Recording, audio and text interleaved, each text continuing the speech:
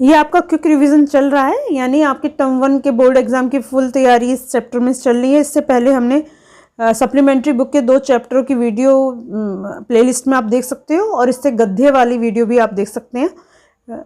अभी इसमें आपका काव्यखंड है पूरा। तो फर्स्ट पोएम है आपके दिन जल्दी जल्दी ढलता है, एक गीत हरिवंश राय बच्चन द्वारा लिखा गया है। हो जाए न पथ में रात कहीं, मंजिल भी तो अभी दूर नहीं, यह सोच थका दिन का पंथी भी, जल्दी जल्दी चलता है दिन जल्दी जल्दी ढलता है। कवि कहता है कि दिन जल्दी जल्दी अर्थात शीघ्रता से ढल रहा है, इस कारण यह सोचकर कि रास्ते में कहीं रात ना हो जाए, दिन भर की थका हुआ यात्री भी अपनी मंजिल अर्थात लक्ष्य या उद्देश्य तक शीघ्र पहुंचने के हेतु जल्दी जल्दी चलता है। लक्ष्य अर्थात अपने रनवास यानी रहने वाला स्थान या प्रिय तक शीघ्र पहुंचने की आतुरता के कारण उसे दिन जल्दी जल्दी ढलता अर्थात समय शीघ्रता से बीतता हुआ प्रतीत होता है। कवि बार बार दोहराता है कि दिन शीघ्रता से ढल रहा है, यानी समय जल्दी जल्दी व्यतीत हो रहा है। इसके बाद एक उदाहरण दिया गया है, बच्चे प्रत्याशा में होंगे, नीड़ों से झांक रहे होंगे, यह ध्यान परों में चिड़ियों के भरता कितनी चंचलता है, दिन जल्दी जल्दी ढलता है। इसमें कहना चाहते हैं कवि कि दिन की शीघ्रता से ढलता हुआ देखकर यह ध्यान करके कि बच्चा दाना पानी मांग रहा होगा, यह दाना पाने के लिए अपनी माँ की शीघ्रता से लौटने आने का घोंसले में इंतजार कर रहा होगा या घोंसले से झांक रहा होगा। चिड़ियों के पर और अधिक चंचल हो जाते हैं कि मुझे अपने बच्चे के पास पहुंचना है, इसलिए उनके परों में चंचलता यानी तेजी से चिड़िया उड़ने लगती हैं, अर्थात वे तेजी से अपने घोंसले की ओर उड़ने लगती हैं। कवि पुनः कहता है कि समय जल्दी जल्दी बीत रहा है, बीतते समय के साथ शीघ्रता से उड़कर अपने घोंसले की ओर वापस लौटकर चिड़ियों के परों में चंचलता यानी गति से कवि अत्यंत प्रभावित है। मुझसे मिलने को कौन विकल, मैं हूँ किसके हित चंचल, यह प्रश्न शिथिल करता पद को, भरता उर में विहलता है, दिन जल्दी जल्दी ढलता है। तो अब कवि कहते हैं अपने आप के लिए कि दिन जल्दी जल्दी ढल रहा है, लेकिन उससे मिलने के लिए न कोई व्याकुल है और न ही उत्कंठित है, इसीलिए वह किसके लिए शीघ्रता करे। कवि के अनुसार यह भाव उनके पैरों की गति को और शिथिल कर देता है तथा उनके हृदय की व्याकुलता विहलता की भावना को बढ़ा देता है। वास्तव में कवि अपने प्रियतम का संसर्ग चाहता है, और लेकिन उनका उद्देश्य यह है कि जब हम कोई उद्देश्य लेके चलते हैं, वह पुनः दोहराते हैं कि दिन अर्थात समय शीघ्रता से व्यतीत हो रहा है, ऐसे में उसमें भी अपनी मंजिल या अपने लक्ष्य तक पहुंचने की आतुरता है, आशावादी आपकी विचारधारा इसमें दिखाई गई है। कविता ने निराशा नहीं दिखाई दी है। अब आपका नेक्स्ट है कविता के बहाने, जो कुंवर नारायण द्वारा लिखी गई एक पोयम है। कविता के और पाठ के लेखकों के नाम जरूर आप लर्न कर लेना। अब कविता एक उड़ान है चिड़िया के बहाने। कविता की उड़ान भला चिड़िया क्या जाने। यहाँ कविता को महत्व बताया गया है कि कविता की महत्वता कहाँ तक है, इसको दर्शाने की हमारे कवि ने कोशिश की है। बाहर भीतर इस घर उस घर, कविता के पंख लगा उड़ने के माने, चिड़िया क्या जाने। अर्थात भावार्थ इस प्रकार से है कि कवि कहता है कि कविता भी चिड़िया की तरह उड़ान भरती है, लेकिन कविता की उड़ान चिड़िया की उड़ान से भिन्न है, क्योंकि चिड़िया की उड़ान की एक निश्चित सीमा है, जबकि कविता के भावों की विचारों की उड़ान किसी भी सीमा या बंधनों से मुक्त होती है। वह निस्सीमा होती है, उसकी सीमा का कोई भी सीमा का अंत नहीं है।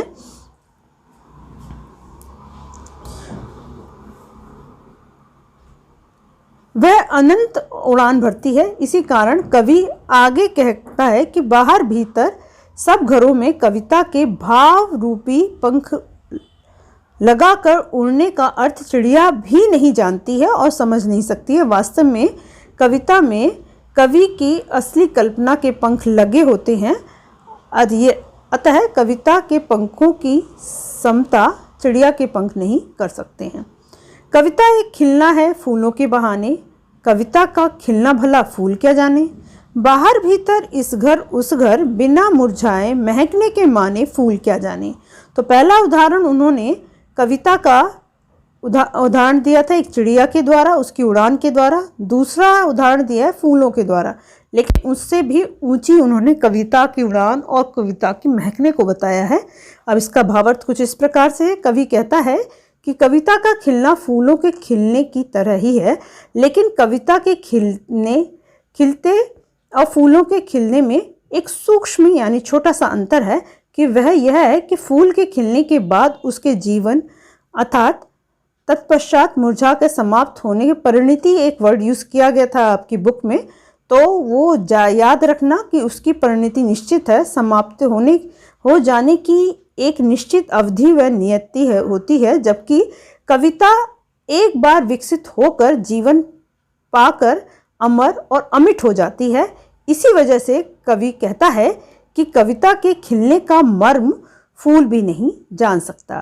कवि यह स्पष्ट करना चाहते हैं कि फूल जिनसे खिलने में आनंद है और उत्साह है, उसमें कोमलता है, आकर्षण भी है, वे भी कविता की समता नहीं कर सकते, क्योंकि कविता अनंत जीवन आनंद से युक्त होती है। वह फूलों की भांति एक बार खिलकर मुरझाती नहीं, अपितु सदैव एक नए अर्थ ग्रहण करके विकासशील और जीवित बनी रहती है। अब काव्यांश का तीसरा दे रखा है बच्चों के साथ, उसकी जो हमारे भविष्य होते हैं बच्चे, उससे हमारी कविता की तुलना की गई है। वो कविता एक खेल है बच्चों के बहाने, बाहर भीतर यह घर वह घर, सब घर एक कर देने के माने बच्चे ही जाने। अर्थात भावार्थ कुछ इस प्रकार से है। कवि कहता है कि कविता भी बच्चों के खेल की तरह ही है। यहाँ चिड़िया को और फूलों को समानता नहीं बताई थी, उससे भी उच्च कविता को बताया गया था, लेकिन कविता को और बच्चों को एक समान बता दिया गया है। कवि भावों, विचारों, शब्दों के खेल खेलते हैं। जिस प्रकार बच्चों के खेल में सीमा का कोई स्थान नहीं होता है, उसके खेल सभी विधि व निषेधों से परे होते हैं, वैसे ही कविता भी होती है।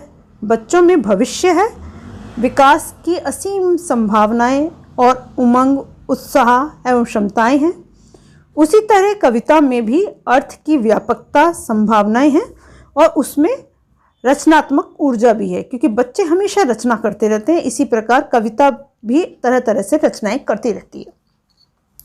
भेदों के बंधनों से ऊपर उठकर जिस प्रकार से बच्चे किसी में अंतर नहीं करते हैं, उसी प्रकार कविता भी किसी जाति पाति धर्म किसी का भी अंतर नहीं करती है। सबको एक कर देने के माने बच्चे ही जानते हैं, उन्हीं की तरह कविता भी जानती है। अभिप्राय यह है कि जिस प्रकार बच्चे अपने पराव का भेद नहीं जानते, उन्हें सभी घर अपने ही प्रतीत होते हैं, उसी प्रकार कवि के लिए कविता के स्तर पर सारा संसार अपना है, आत्मीय है। उनका उद्देश्य कविता द्वारा सार्थक एवं रचनात्मक विचार अथवा संदेश को जन जन तक या घर घर तक पहुंचाना है।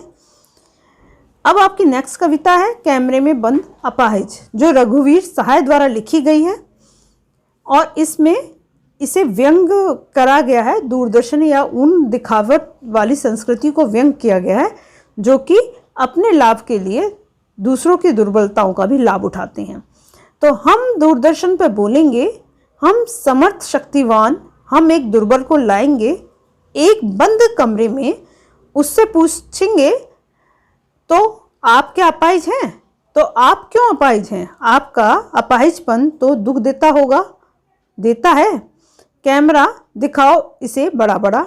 हाँ तो बताइए आपका दुख क्या है, जल्दी बताइए, वह दुख बताइए। बता नहीं पाएंगे? अब इसका भावार्थ देख लेते हैं।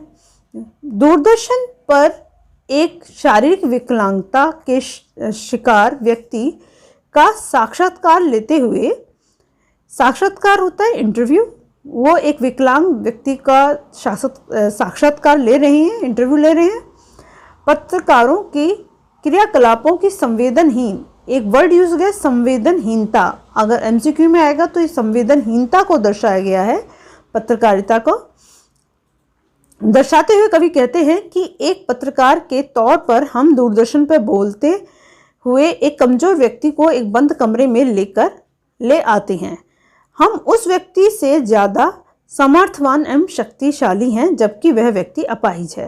वो कंपैरिजन करते हैं कि हम उससे ज़्यादा ताकतवर हैं और हम जो चाहेंगे वो हो सकता है। उनके अपाहिजपन का मौका उठाते हुए हम उससे पूछते हैं कि अगर आप अपाहिज हैं तो क्यों अपाहिज हो। एक अटपटा प्रश्न उनसे करते हैं। आप अपना दुख बताइए। आपका अपाहिजपन तो आपको दुख। यह देखकर अपाहिज व्यक्ति कुछ कहने या रोने की स्थिति में हो जाता है, यानी जो प्रश्न उससे किया गया है उससे वो और अधिक दुखी हो जाता है। कार्यक्रम को प्रस्तुत कर रहा व्यक्ति टेक्नीशियन को निर्देशित कर उसे कैमरे पर इसे बड़ा बड़ा करके प्रस्तुत करने को कहता है, जिससे कि लोग उसकी तरफ आकर्षित हो सकें या फिर लोगों का पूरी सहानुभूति उस अपाहिज व्यक्ति से, विकलांग व्यक्ति से जुड़ जाए। एक अपाहिज व्यक्ति से उसकी विकलांगता पर प्रश्न करके उसके दुखों को कुरेदने के पीछे मूल उद्देश्य वास्तव में उस अपाहिज के प्रति सहानुभूति या हमदर्दी को व्यक्त करना नहीं था, बल्कि उसके दुख का सार्वजनिक प्रदर्शन करके लोगों की करुणा एवं दया की भावनाओं को जागृत कर अपना व्यावसायिक लाभ उठाना था। फिर उसी तरह की संवेदनहीन प्रश्नों की श्रृंखला प्रारंभ हो जाती है, जैसा आपको क्या दुख है, आपका दुख कैसा है, जल्दी बताइए। कवि की यह व्यंग्यात्मक ढंग से यह इशारा कर देती है कि वह नहीं बता पाएगा। वास्तव में तो दुख होता है, वह जल्दी अपने दुख को सही ढंग से व्यक्त नहीं कर पाता। यह एक स्वाभाविक स्थिति है, लेकिन यहाँ तो कार्यक्रम की प्रस्तुतकर्ता का वास्तविक उद्देश्य अपने कार्यक्रम को व्यावसायिक दृष्टि से, यानी बिजनेस पर्पस से उसको कार्य को कर रहा है, सफल व लोकप्रिय बना रहा है कि पॉपुलर हो जाए, वह कार्यक्रम फेमस हो जाए। जो पहले से दुखी है उसे बार बार उसके दुख में अक्षमता की याद दिलाना अत्यंत कष्टदायक व अमानवीय है। इससे व्यवहारिकता बोध से प्रेरित होकर कुछ भी कर गुजरने वालों को के सरोकार का पता चलता है। अच्छा, नेक्स्ट इसमें दे रखा है, सोचिए बताइए आपको अपाहिज होकर कैसा लगता है। कैसा यानी कैसा लगता है, हम खुद इशारे से बताएंगे कि क्या ऐसा। सोचिए बताइए, थोड़ी कोशिश करिए, यह अवसर खो देंगे। आप जानते हैं कि कार्यक्रम रोचक बनने से के वास्ते हम पूछ कर उसको रुला देंगे। इंतज़ार करते हैं, आप भी उसके रो पढ़ने का करते हैं। यह प्रश्न पूछा नहीं जाएगा। अब इसका अर्थ क्या है? कवि कहता है कि सोचिए, सोचकर बताइए अपाहिज होकर आपको कैसा अनुभव होता है। वास्तव में यहाँ कवि ने कार्यक्रम प्रस्तुतकर्ता के घृणित उद्देश्य को स्पष्ट करने की कोशिश की है। यहाँ बताने की कोशिश करी कि उनका क्या उद्देश्य है इस कार्यक्रम को दिखाने का, जो किसी दुखी और लाचार तथा शारीरिक रूप से अक्षम व्यक्ति से इस प्रश्न को पूछने में निहित है। वह इस दुख को भोग कर कैसा महसूस करता है। जैसा प्रश्न अमानवीय यानी मानवता वाला नहीं है, हद पार कर जैसा है। वस्तुतः जो दुखी है वह तो स्वयं ही इतना आहत हो चुका है, इतना दुखी हो चुका है कि उसका कुछ न बोल पाना ही स्वाभाविक है। लेकिन इतना ही नहीं, व्यावसायिक सफलता के लिए आतुर कार्यक्रम प्रस्तुतकर्ता संवेदनशीलता को ताक पर रखकर स्वयं अपंगता को दिखाने वाले इशारे करके अपाहिज व्यक्ति को किसी भी तरह यह कहने के लिए मजबूर करता है कि वह दुखी है, क्योंकि उसका आंतरिक एवं और एकमात्र उद्देश्य अपाहिज व्यक्ति के माध्यम से लोगों के अंदर करुणा व दया की भावना को कुरेद कर उनका व्यावसायिक लाभ उठाना और कार्यक्रम को सफल बनाना है। कार्यक्रम को प्रस्तुत करने वाला उसके अपाहिजपन को नाटकीय एवं हास्यास्पद बना देता है। इसके बाद वह दर्शकों को खुद अपने इशारों द्वारा यह बताना चाहता है कि दुख या अक्षमता से ग्रस्त होने पर व्यक्ति की स्थिति कैसी हो सकती है। वह अपाहिज व्यक्ति के बारे बार बार प्रश्न करके उसके अपाहिजपन का एहसास कराकर उसे बोलने और रोने पर मजबूर करते हुए कहता है कि अपंगता को दर्शाने में बताने का यह बेहतर मौका है जो नहीं रोने पर अपाहिज व्यक्ति के हाथ से निकल जाएगा। वस्तुतः यहाँ प्रश्नात्मक प्रश्नकर्ता का केवल एक उद्देश्य है कि किसी भी प्रकार के कार्यक्रम को दर्शकों की नज़र में सफल व प्रभावशील बनाना। कवि यहाँ स्पष्ट करना चाहता है कि टीवी कैमरे के सामने बैठा अपाहिज व्यक्ति अपनी शारीरिक अक्षमता या दुर्बलता से संभवतः परेशान नहीं हो, उनके मन में कमजोरी का एहसास नहीं हो, तो भी कार्यक्रम पेश करने वाले जबरन उसे इसकी याद दिलाएंगे, क्योंकि जब वह रोएगा, दुखी होगा, तभी इसे प्रस्तुतिकरण और कार्यक्रम दोनों की सफलता मानी जाएगी। वास्तव में सामाजिक उद्देश्य से युक्त कार्यक्रम तभी सफल माना जाता है जब वह अपनी प्रस्तुति से लोगों की करुणा व सहानुभूति की भावना को जागृत कर दे, और यह एक त्रासदीपूर्ण विडंबना है। फिर हम पर्दे पर दिखाएंगे फूली हुई आँखों की एक बड़ी तस्वीर, बहुत बड़ी तस्वीर, और उनके होठों पर एक कसमसाहट भी। आशा है कि आप उसे उसकी अपंगता की पीड़ा मानेंगे। एक और कोशिश दर्शक धीरज रखें, देखिए, हमें दोनों को एक संग रुलाना है। आप और दोनों कैमरा बस करो, नहीं हुआ, रहने दो, पर्दे पर वक्त की कमी है, अब मुस्कुराएंगे हम। आप देख रहे हैं सामाजिक उद्देश्य से युक्त कार्यक्रम, बस थोड़ी ही कसर रह गई। धन्यवाद। अब इसका अर्थ है कि कवि आगे कहता है कि कार्यक्रम का प्रस्तुतकर्ता पर्दे पर फूली हुई आँखों की बड़ी तस्वीर दिखाना और अपाहिज व्यक्ति के होठों की कसमसाहट अर्थात पीड़ा को कह पाने और ना कह पाने के बीच उनके चेहरे पर उभरा असमंजस, दुख, बेचैनी को दर्शकों को दिखाने की बात करते हुए दर्शकों से उसे ही अपाहिज व्यक्ति की अपाहिजपन से उत्पन्न वास्तविक पीड़ा मानने के लिए कहता है। उसकी दृष्टि से कार्यक्रम तभी सफल माना जाता है जब अपाहिज व्यक्ति और दर्शक दोनों की ही मनोदशा या मन स्थिति एक जैसी हो। अपाहिज व्यक्ति अपनी शारीरिक अक्षमता के गहरे दुख के कारण प्रस्तुतकर्ता के निर्देश पर रो नहीं पाता, तो वह उसे पर्दे पर वक्त की कमी का एहसास कराता है, जैसे पीड़ा को निर्धारित सीमित समय में व्यक्त कर देना उनके लिए अत्यंत जरूरी हो। कवि के अनुसार टेलीविज़न पर वक्त की कमी के बारे में बताकर और अपाहिज की पीड़ा को कुरेद कर उसे रुला देने की पीछे कार्यक्रम के निर्माताओं पर का केवल एक ही उद्देश्य है कि कार्यक्रम का व्यवहारिक सफल व लोकप्रियता पीड़ित व्यक्ति की मानसिक अवस्था और संवेदना से उसका कुछ लेना देना नहीं है। इस तरह सारे सामाजिक नारे व कार्यक्रम व्यावसायिक प्रचार प्रसार में तब्दील कर दिए जाते हैं।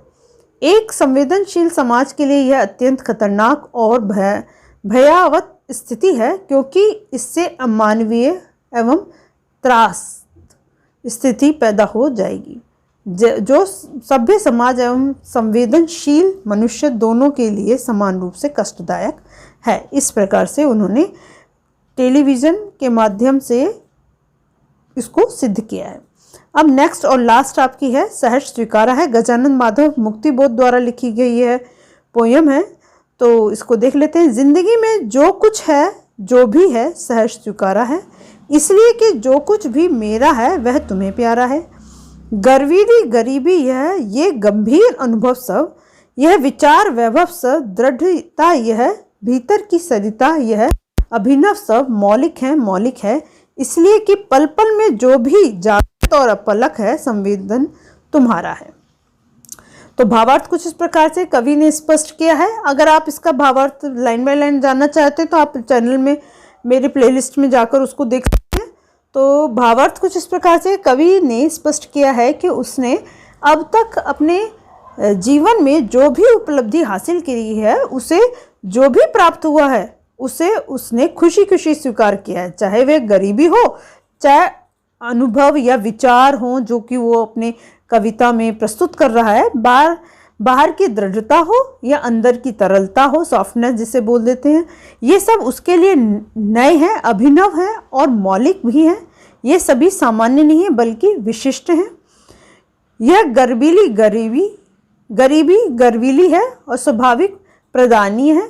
ये अनुभव गंभीर हैं, ये विचार वैभवशाली हैं। कवि इन सब को हर्ष के साथ, खुशी के साथ स्वीकार कर रहा है, क्योंकि वह स्वयं को अपने प्रिय से अलग नहीं देख सकता है और वह अपने प्रिय से इतना घनिष्ठ रूप से जुड़ा हुआ है कि उनकी खुशी में भी कवि को अपनी खुशी नजर आती है और प्रिय कवि की सभी स्थितियों को प्यार करता है। कवि प्रिय की सारी स्थिति जो है उन सभी से प्यार करता है। प्रिय को सभी चीज़ें प्यारी होने के कारण भी कवि उसे सहर्ष स्वीकार करता है, खुशी के साथ स्वीकार कर रहा है। कवि कहता है कि उनके जीवन में प्रत्येक पल घटित होने वाली स्थिति, जागृत होने वाली भावनाएं सभी उसे हर्ष के साथ स्वीकार्य है, क्योंकि उसके साथ कवि की प्रिय की संवेदनाएं जुड़ी हुई हैं। प्रिय की संवेदनाओं की संलग्नता के कारण भी ही सभी स्थितियां कवि को भी प्यारी हैं और खुशी खुशी स्वीकार हैं। अच्छा, जाने क्या रिश्ता है, जाने क्या नाता है, जितना भी उड़ेलता हूँ भर भर फिर आता है। दिल में क्या झरना है, मीठे पानी का स्रोता है, भीतर वह ऊपर तुम। मुस्कुराता चांद जो धरती पे रात भर, मुझ पर तो त्यों तुम्हारा खिलता वह चेहरा है। अब इसमें कवि कहता है कि स्वयं पता नहीं है कि तुम्हारा और मेरा क्या संबंध है, लेकिन मैं यह महसूस करता हूँ कि मेरे दिल में संभवतः मीठे पानी का कोई अनंत स्रोता है, कोई झरना है, जिससे मैं प्रेम को और स्नेह को, आत्मीयता को जितना अधिक उड़ेलता जाता हूँ वह फिर से बार बार भगाता है। दिल में क्या झरना है, मीठे पानी का स्रोत है। मीठे पानी यानी प्यार का स्रोत है ना। भीतर वह ऊपर तुम, अंदर तो वह भावनाएं मेरी बढ़ती रहती हैं और ऊपर जो मैं देखता हूँ तुम्हारा ही प्रभाव नजर आता है। अब एक उदाहरण द्वारा वो बताते हैं कि मुस्कुराता चांद जो धरती पर रात भर, जिस प्रकार से एक धरती को जो रात के समय प्रकाशित करने वाला चांद है और वो मुस्कुराता नजर, यानी पूर्ण चांद यानी पूर्णिमा वाला चांद, मुझ पर तो तुम्हारा ही खिलता वह चेहरा है। उसी प्रकार से मेरे शरीर रूपी धरती पर तुम्हारा वो चेहरा, खिलता हुआ चेहरा मेरे पर रोशनी फैलाता है। सचमुच मुझे दंड दो कि भूलूं मैं तुम्हें भूल जाने की। मुझे दंड दे दो, मैं ऐसा दंड चाहता हूँ कि मैं तुमसे अलग हो जाऊँ, और वो दंड है कि मैं तुम्हें भूल जाऊँ, तुमसे अलग हो जाऊँ। दक्षिण ध्रुव अंधकार अमावस्या, तो दक्षिण ध्रुव अमावस्या यानी मैं उस अंधकार में जाना चाहता हूँ जिस प्रकार से दक्षिण ध्रुव अंधकार में 6 महीने तक पूरी अंधकार छाया होता है, मैं उसमें डूब जाना चाहता हूँ, यानी प्रकाश मेरे सामने ना आए, यानी मैं तुम्हारे प्रेम में ना आऊँ।